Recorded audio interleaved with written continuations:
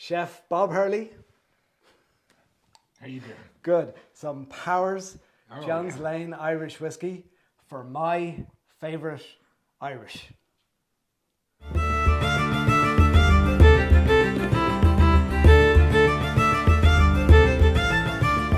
Fáilte a rash to the bar, and it's a massive fáilte today. Welcome, Chef Bob Hurley. It's great to be here. Yeah, it's been a while. Yeah, my favorite beverage. And I've been at your bar many times over the years when you had the restaurant, but now I finally got you to mine, so I'm happy to return the hospitality. So and this is more of an Irish bar right here. You know, it's just a plank and it's perfect. Nowhere to pull pints though. You know, it's all whiskey. That's right. So I've known you for a number of years. We'll talk about that as we go through this, but you're retired. Yeah. Congratulations. Thank you. Thank you. A lot of people ask me if I miss it. And I miss my customers and I miss my staff. They were all family to me. The work I don't miss at all. I never wanted to be, defined, my definition be a chef. Yeah. You know, I mean, that's what I did. And now I can just be free. okay, but just obviously you still refer to as Chef Bob or Chef Hurley. I still answer to that because a lot of people, that's all they know me by. So I'll hear chef, and it's not yes chef or we chef no. or Never went there. no. Good. So Hurley's obviously an Irish name, Right. But you're born and raised In San Francisco. Okay. As was my father. Okay. Who is the Irish in my blood, comes from my father. My father's side. My grandmother was born in County Kerry. Okay. Castle Island, County Kerry. In the kingdom. Yeah. And she came here when she was like 16 years old. It's a sad but very accurate Irish tale where they picked her out of the family. They kind of eeny, meeny, miny, you got to go. And really? They sent her to the States to live with some relatives, and that's how she got here. 16 years old, crossed the ocean, and then hit New York. Then New York all the way to the West Coast by herself. So that's a journey, isn't it? Yeah. Back in the day, that was a big journey. Yeah. So I know you. I've been here since '08, and folks will know that I hosted an event in 2010, 2011, when Irish wines are smiling. I still have the T-shirt. I know, and we'll share the T-shirt on the video because you wore it recently at another event I saw on your Facebook. And you were very supportive of that event back in the day, and I've thanked you over the years for it, and thank you again.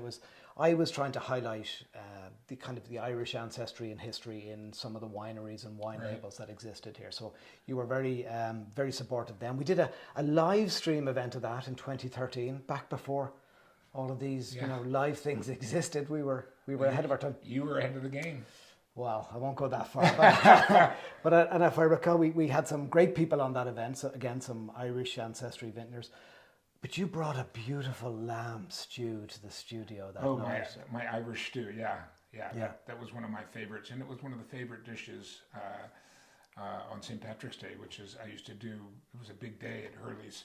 We did a lot of corned beef and cabbage, of course, but second runner-up was the Irish stew. Yeah. And you always said back in those days you didn't want to be defined by your Irish ancestry or Irishness. That for 1 week or 1 day of the year, you took out the shamrocks and the tricolours. Well, it's funny because when we named the restaurant, I didn't want to name it Hurley's because I didn't want it to be pigeonholed as an Irish restaurant or an Irish bar. Finally, I gave in because we couldn't think of anything else to name it. So, and it didn't get that role, as an Irish.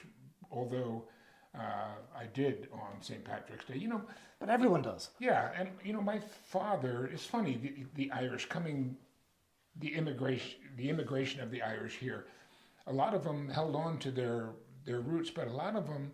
They didn't want anything to do with the old country. My father was of the latter type. He didn't relate to his Irish ancestry. He didn't hang out with fellow people that were common Irishmen and stuff, except for my relatives. And then when my relatives would get together, of course, it all came out. But other than that, I was the one that went back and started feeling my Irish roots. So here's not on the script for the day, but an interesting question now that you say that.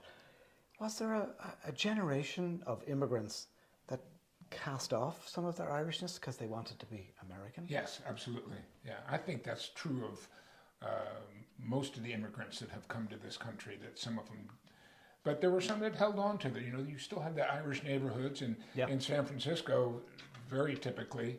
You know, there was just an Irish enclave. Yeah. Started out in the Mission District. Yeah. You know, and then moved to the Sunset Yeah, I District. was going to say out west, yeah. Yeah, and Funny that the Irish always go west. Yeah.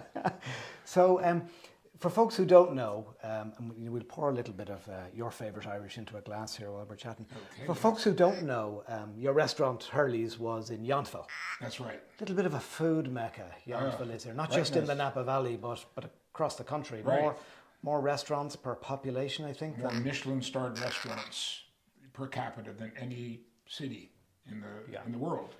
I think I'm not sure if they still hold that. Some Okay. of they lost some of them lost a couple of stars here and there, but it used to be. But still, Yountville is known for that food. I mean, it used to be known for the Betts home.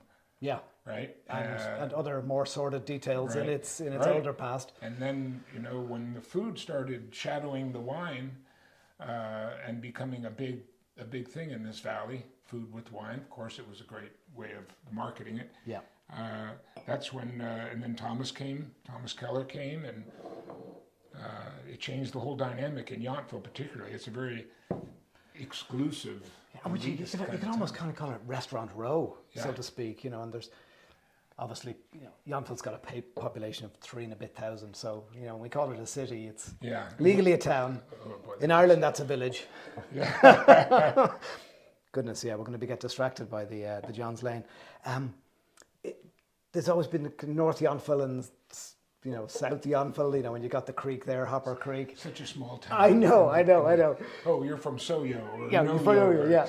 But it's been interesting actually to see in the time that I've been here how No-Yo actually has expanded. It has, and yeah. well.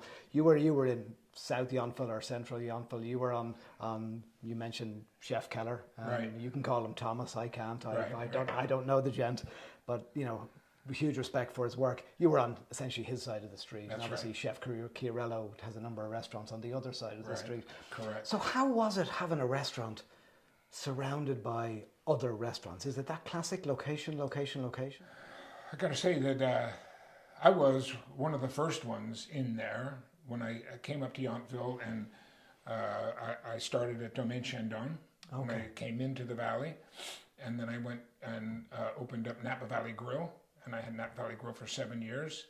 Not mine, but I was, you know, people thought it was mine. That's kind of the way I ran it. And then we opened Hurley's. Now, during this time is when a lot of the other people came in, so I've seen the growth. And yes, to have 3 other restaurants within, you know, a stone's throw of my restaurant was an absolute help to me, because yes, people used Yountville as a destination spot to eat now. Yeah. No, it's one of those fascinating places for we should say sláinte while we're chatting. Sláinte, yeah.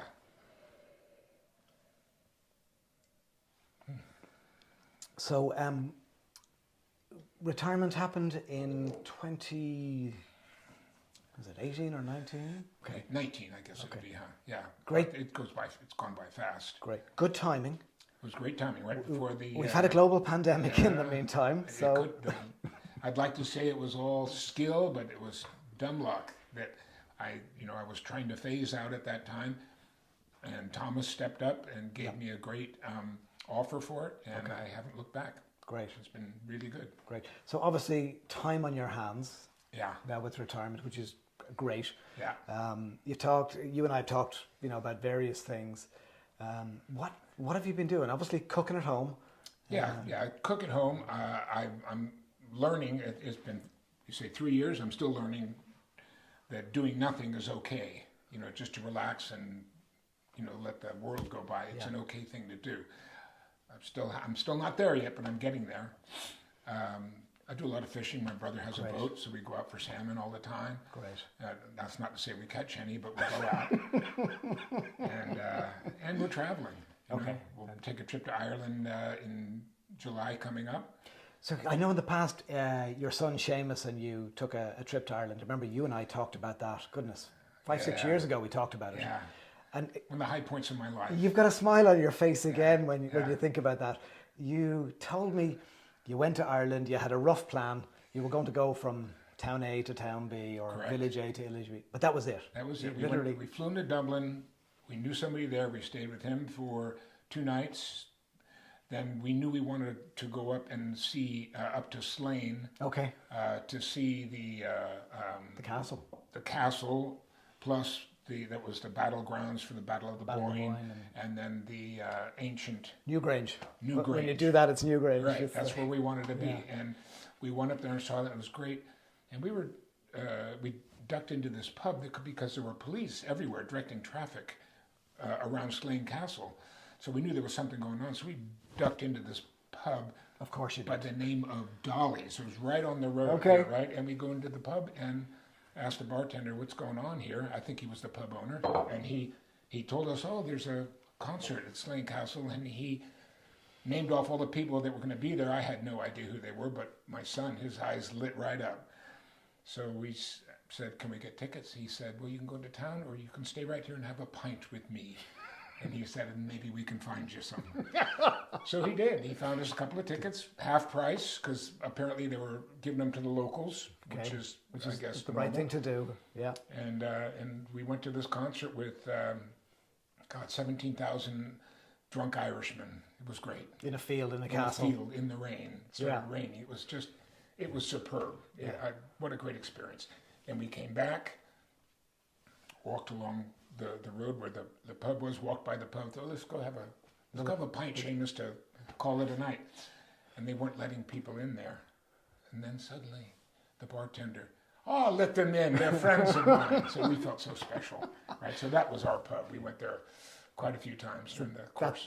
We've always talked in Ireland about, the Cade Meal of Fáilte, the 100,000 welcomes. Obviously you felt very welcome when you were there in Slane. So now that we're getting back to some sort of normal and you're retired, there's travel in your future, I'm guessing. So back to the Emerald Isle? We are. After the trip I took with Seamus, my wife and I went. Cindy, my wife, we did the same thing.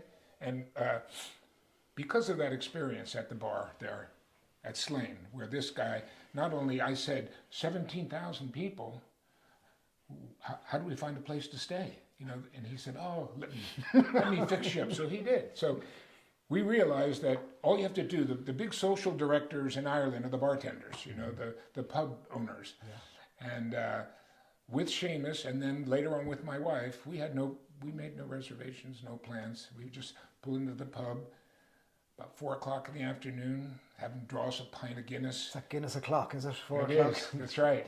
And asked the bartender, and they hook us up without fail. Hooked us up, places to stay, things to do. There's a football match over here, tonight you want to go see that and whatever. And we had a fabulous time. Fantastic. Yeah. It's lovely to hear that. Yeah.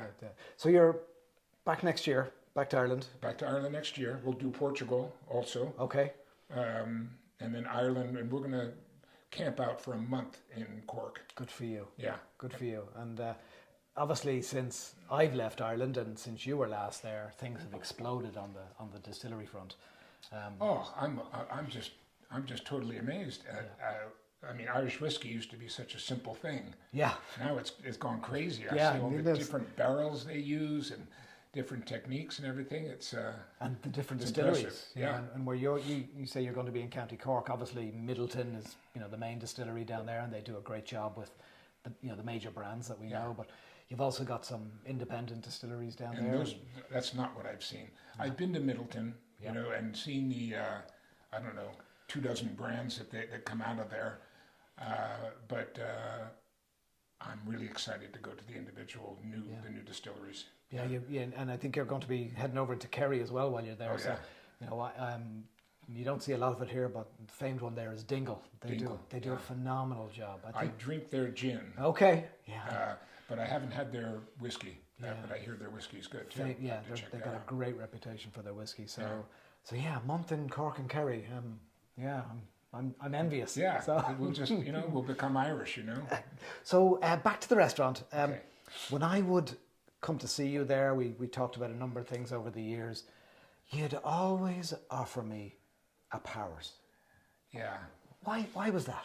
There's a good story. You know, my history with whiskey is when I was quite young. Well, when I was very young, when we have holidays at our house, or when I would go over to my relative's house, it would be a highball. It'd be a cheap bourbon like Old Crow or 10 High or something like that with 7-Up, and that's what all my relatives drank. My uncle, you put a good bourbon in front of him, he wouldn't know what to do with it. I mean, he liked 10 High. That was all he would drink, right? You know, that got old on me real quick, and I started drinking scotches. Okay. So scotch was my drink for the longest time, and you know, I just got this kind of fatigue, this, you know, drinking fatigue on the flavor. I'm just getting tired of the peatiness and that scotch had, and I found Irish whiskey.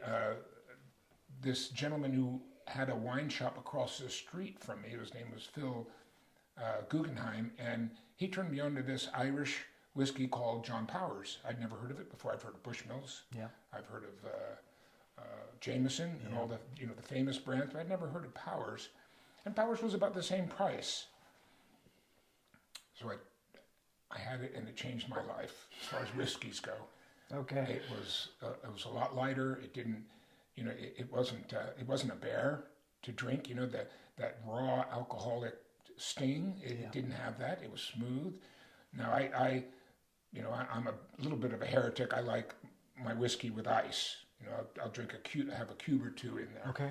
And I mean, I'll drink it neat too any day of the week. But and Powers went so well with that. You know, just so I started pushing it. I brought it into the bar, and I started telling people about my new discovery. And a lot of people, you know, I turned a lot of people onto it. It's a good whiskey. Yeah, and obviously we're trying. What is your modern favorite, so to speak, with Powers, which is their John's Lane, which is the top of their three, and obviously we've taken it off the shelf here. You know, the gold label, which is their intro one, which is really interesting. It's gold but red. Right. Has a chunk of pot still in it, and I think value-wise, that was the one that's the one that got you turned on. Yeah. And I'll still drink that. That as an everyday whiskey. Yeah, I agree. Sometimes I don't want to think about what I'm drinking. You know, if I have a great Irish whiskey in front of me, and I can sip it, that's great. But occasionally I just want to have a drink and not have to think about it too much. You know, that's great. Yeah, and it's interesting because we're tasting it here. These are tasting glasses. When I drink a whiskey, I'll use a classic tumbler, a crystal tumbler. I used to be a big ice cube with every whiskey, but some of them I will still drink like that, and some I will have with a few drops. Which, as we work through this, we'll put a couple of drops in. I think for the lower end, the entry point whiskies, I think having them over a cube of ice helps me. But when you get to this level, Bob, these are seriously crafted whiskies, and I want to respect the craft. And though, try this too. Put a little ice in your whiskey, get it nice and cold with the ice in there, and then take a sip or a little bit more than a sip, like not like you'd be tasting it here, but take a little bit more of a drink, but let it warm up in your mouth. And it's amazing when it's cold. Of course, that mutes everything, but as it warms up in your mouth, you get the layers, not all together, separately. These layers of flavors that come into your, that you can recognize. Suddenly you recognize this, and then there's this, it's as it's heating up in your. Interesting. That's something new to try. Yeah, try. Of course, the thing I do when I'm tasting is I roll my head back just a touch, and let it get all over my tongue. Obviously, the sweet receptors are there on the back. So it's a fascinating process tasting this. So I'm a big fan of the John's Lane. Obviously, I've got all three of them. This is their highest end expression that we can get here in America. They are still doing individual bottlings for various places back in Ireland. So the Palace Bar in Dublin would have a bottling done for them. The Friend at Hand in Belfast, I believe. And they private labeling. Yeah, and I think they might be either single or a number of casks that are done for those. And literally the only place you can get them is in those bars. So, when before you head to Cork or Kerry, we'll do a little bit of digging and Yeah, see yeah. if you can I will. enjoy a couple of those, Maybe I'll bring you home a bottle. if you insist. So our John's Lane here is a single pot, obviously, right? Yeah. And but it's not a single malt. No, so there's malted barley in there. Right. So when the modern version of single pot still has a mash bill, essentially the recipe is a blend of malted barley and unmalted barley in varying proportions. Right. What I think sets Powers apart at this level is where they take the cut in the distillation process. So Okay. so the heart of it Right. versus the heads and the tails. Right. They seem to, and I'm happy to be corrected if I'm wrong on this, but they go for that really nice spot in the middle where you're getting all these flavors from the distillation. So you're getting a lot of the flavors from that. And then whatever their barrel program is afterwards adds a lot of those, that extra complexity. Now it's usually around 30% malted against 70% unmalted. Isn't there a law in Ireland? Yeah, the law is 5% of other grains. Okay.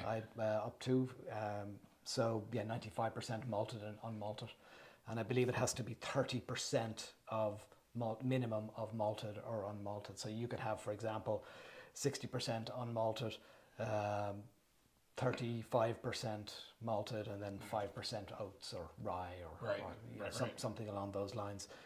So it's it came off as a way to avoid taxes for the Irish, correct? That's the story. Yeah, the malted barley was they bought it from the English, right? Yeah. Well, the British imposed they taxed it anyway. The malt tax, and I believe it was 1784 was the year the malt tax was introduced. And essentially this was, the cute Irish way to get round paying tax on your malted barley was to throw in some unmalted barley. So that's the story. Right. There is a movement in Ireland now to go back to what they're calling heritage mash bills. So back in the day, wheat and rye and oats were also used in single pot still. They went out of favour as we got into the last century. Right. So there are a number of people now who are working on that, and I think we're going to see. So the 2014 technical file law defines what single pot still Irish whiskey is, but I would bet money that will be amended or changed. Right. But the pot still that we know today is very much an Irish distiller's recipe pot still. That is more modern than a lot of the heritage ones. So back in the day when Powers was arguably the preeminent Irish whiskey producer and their whiskey was sold on all across the planet, they would have been using mash bills including probably rye and wheat and oats. So yeah, it's going to be interesting to see that evolve. So well, this is it's opening up too, like a wine. I'm opening up. I'm getting like a caramel. Yeah. It's just, to me, I agree with you. And so you're the first person I've had at the bar here who really knows their flavors. Because obviously flavor was a huge part of your life in the kitchen. It's lovely. I'm gonna put a little drop of distilled water in there and just see how she opens up. So this weighs in, Bob, at on the ABV 46, so 92 proof. So just 3, 4, 5. I just put.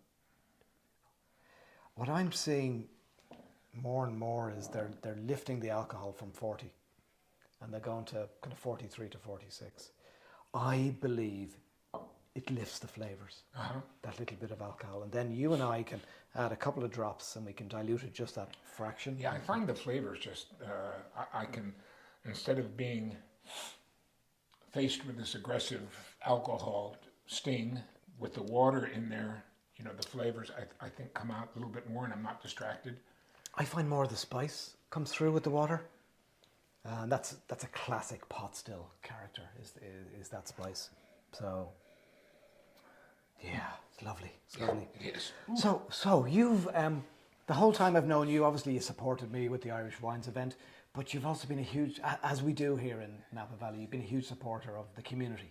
Yeah. And I remember back in the day, I'd always see photos of you doing event after event after event, some of them to raise money and some of them just for great causes. And You know, it was part of our mission statement when we opened the restaurant, and it's something I learned after working at Shandong and then Napa Valley Grill, is I really related very well with the locals, you know, with the community. Yeah.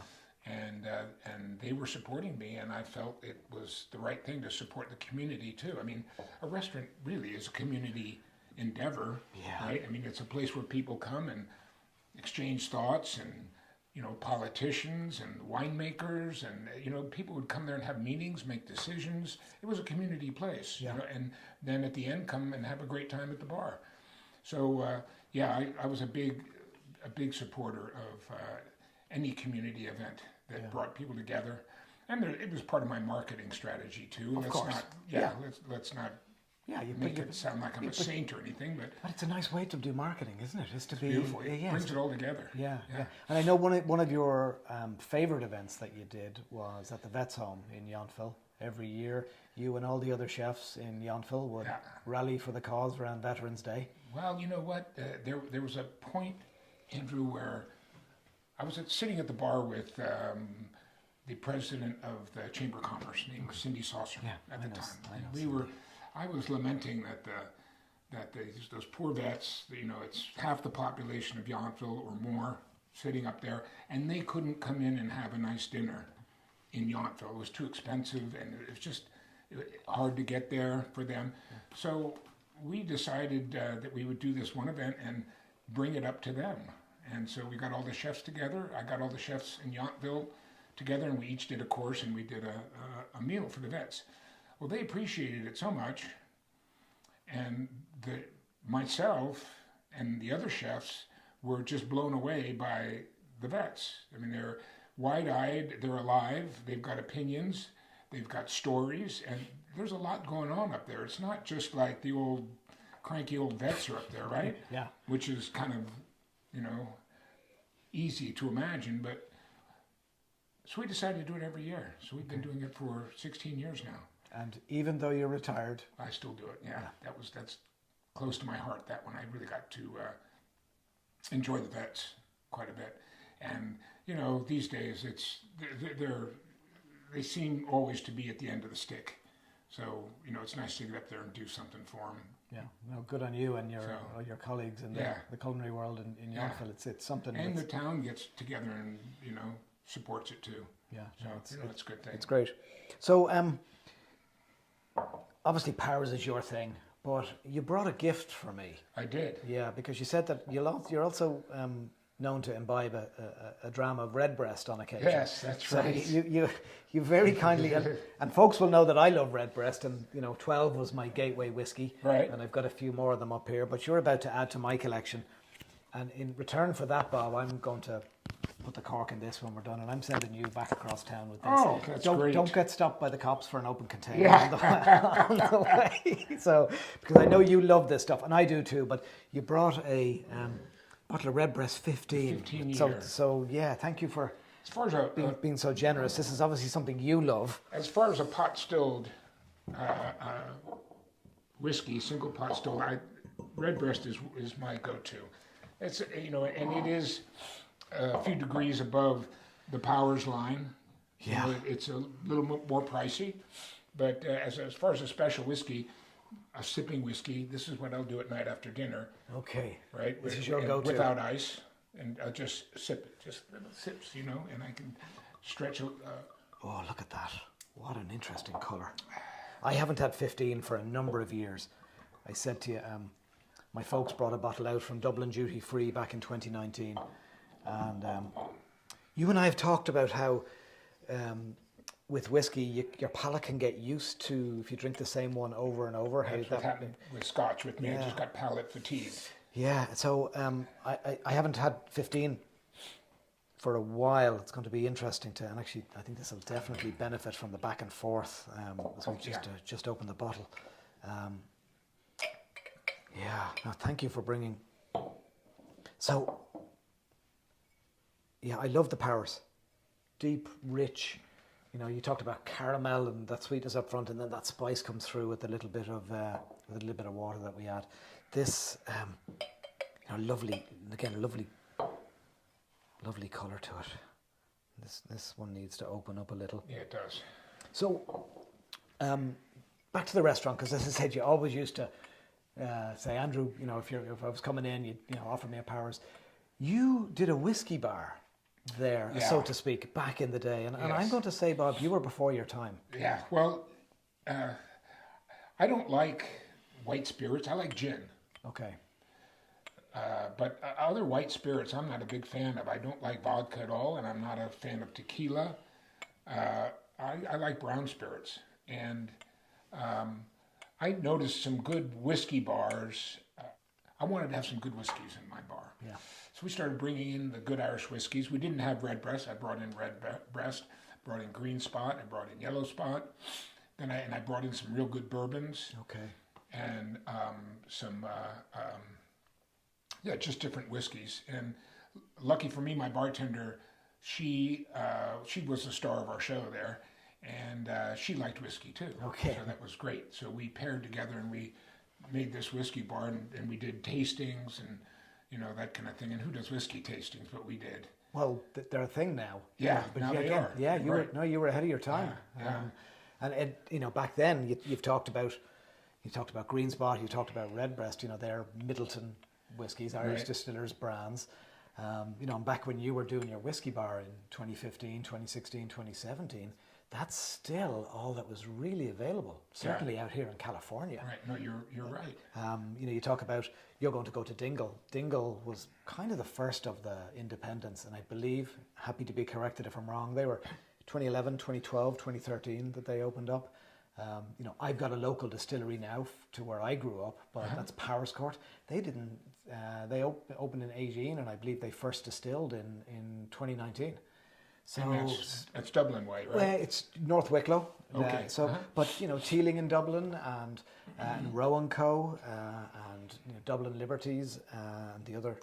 You know, there's 4 now. You know, these are getting like craft breweries were in Northern California. You know, you had a couple that were going on, and suddenly it just exploded, and now these craft breweries are everywhere. Yeah. I don't think that the distilleries are going to get to that point, but they certainly are getting, you know, pretty diverse now. There's almost 50, Bob, on the island. Wow. Yeah. So Whoa. it's I'm looking forward to getting yeah, that. exactly.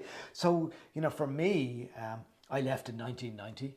I ended up, as you know, going into wine. That was, you know, I was fascinated by wine. How can the same grape be grown in all these different places, and you get, you know, different characteristics, you know, that come from the soil, that come from the climate, etc. And I was intrigued by that. And here I am now, 30 years later, intrigued by what we're doing back in Ireland. And it's Same thing, right? something I'm immensely proud of.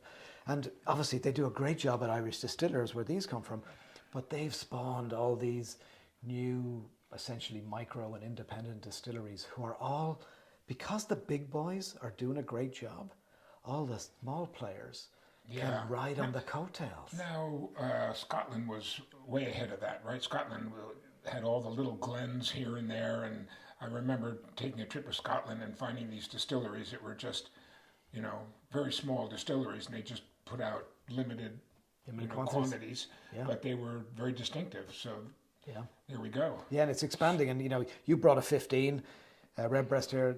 Would that have been available when you were doing your whiskey bar? Oh yeah, okay. Yeah, absolutely. So 15 was available. You know, obviously on the shelf here, I've got 2 of the Iberian. Powers, different bottling, but same stuff. Although I don't think the 3 Swallows. It was just. It was.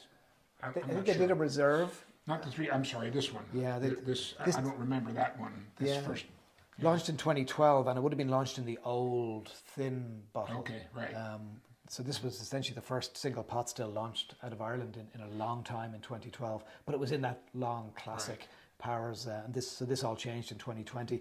This is the bottle shape at the top. Most folks won't know is a homage to the shape of a pot still, right? Which I think is, you know, it's kind of cute. But I think you and I are old school. I think we prefer the old bottle. Yep. So we've warmed this up.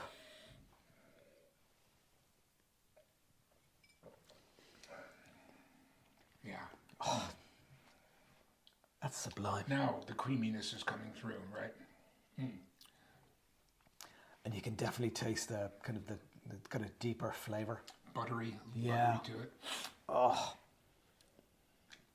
for me, there's some candied orange and candied lemon coming in the back. Believe it or not, orange I've gotten a couple of times, but just kind of winter candied characters. Yeah, it's lovely. It is really nice. Yeah, thank you for bringing this. This will last a month or two here, I would say. We're, as you know, and I've shared with you, we're big Redbreast fans in this house. So I'm going to drop 2, 3, 4, 5 in there. Yeah, that's good. Perfect. No, this has been a treat. So, obviously you're retired. Loads of time on your hands. You're now a man about town here in Napa. I'm jesting.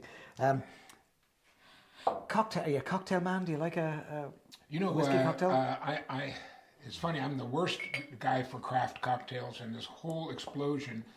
You asked me about the whiskey bar. Yeah. I'm just remembering now, the craft cocktail movement is what drove me to do my whiskey bar, because I hate craft cocktails. I don't like the. Okay, well, think of this. I'm a chef, and everything is right at tasting. It's all about the flavors and the tasting and the balances. Mm-hmm. And craft cocktails to me are just way too sweet, or they're way too acidic, or they have too many goofy things in them to make them, to sell them. It's a marketing thing, my opinion. And I was asked on several occasions to be a judge at a craft cocktails event twice, and the third year I wouldn't do it anymore because I just didn't like any of them. But I did like the whiskey. So my favorite cocktail then is I don't like cocktails generally, but the old classics. I'll do a Manhattan. Okay. If I have to do something white, I'll do a martini with gin. Okay. A gin martini or something. Those would be my cocktails. Otherwise, it's Powers with a couple of cubes. Okay. Or neat. If I'm going to do like a Redbreast. Yeah. Okay. And if you were to go out for a whiskey in town here in Napa, where would you go? I would probably go to Bounty Hunter. Bounty Hunter has they have a nice whiskey bar with tastings and all that. You mentioned the top of the Archer too. Yep. I know they have a whiskey bar there. Yeah. And you shared with me that you're a member of the Moose Lodge. Oh, and the Moose Lodge is where I go from. Obviously, that's a highly exclusive place. It is very highly exclusive. And they obviously have a great working class bar, and that's what I like. Yeah. And that comes from my Irish roots, I think. Yeah. And I convinced them to carry Powers, so they brought it in. So I'm a happy guy. I think that's what it's going to take to get Powers front of mind for people. Is people like you who are advocates and ambassadors for it. I have become that over the last number of weeks as I've tried them. I really, really love it. I think every bar should have the gold label behind it. I think it's a phenomenal value at $28 to $30 retail. I actually think because again it's got a little bit higher alcohol, bartenders would love it as a base for cocktails. And what a great introduction to an Irish whiskey. Yeah, and it's again, happy to be corrected if I'm wrong, but I believe it's got 60 to 70% of its blend is pot still. So it has, a lot of that deeper, richer character. So, no, I'm a big fan. And, even though I'm not a fan of the new packaging, the modern bottle, it actually looks good on a back bar. It stands out. The bottle's got a story as well as all the other history. Yeah. Bartenders like that. Yeah, exactly. So I'm not sure how it is on the pouring front. Whether the little flange here is an issue for them. Anyway, but it's a phenomenal whiskey. So we're going to keep sipping, Bob. We're going to stop recording, and we'll keep chatting. But it's been fantastic to share some time with you. Yeah, catch up a little bit. Yeah, to have reconnected with you after the bizarre times. And it was lovely to catch up with you a few weeks back. We chatted and. Your passion and love for Irish whiskey has been going for years, long before mine my fire was lit. I have to admit, I've cut down on my whiskey drinking when we, left the restaurant. And not only do I not have my private bar there with anything I could imagine, which was I was a kid in a candy shop. But I'm drinking a little less these days. But as we discussed before, now I just, when I drink quality too. Well, if you're drinking whiskies like this, there's nothing cheap about them. I'm not, these aren't for you know, they're treats. You know, at 60-ish bucks a bottle, at 90-ish bucks a bottle. You know, these are. But yeah, if you're going to have, you know, a dram or two at the end of the night, then it's going to have to be something that's. And obviously now that we've reconnected and you've seen the bar. Yeah, I'll be back. Well, or you invite me over and I'll make sure that I Uber home. And bring the bar. Well, that is hardwired, not hardwired. It's bolted to the wall as it has to be here. Yeah, you're earthquake safe, aren't you? And yeah, smart man. All down through here and up top. It has to be because you know we're 150 yards from the West Napa Fault here. Yeah, so right. I don't want to lose any of this. So yeah, no, it's been obviously for me. It's been a fascinating year getting into this and. You know, here I am coming to the end of the year, and there's 70 bottles of Irish whiskey on my shelf. It's, you know, who would have believed it? So, yeah. So no, I again appreciate your time. Great to chat, and we should say sláinte. Sláinte. There's not much left in there. I can still get a. Although you know, I would for old time's sake. How about a little bit of the? Of course. Yeah.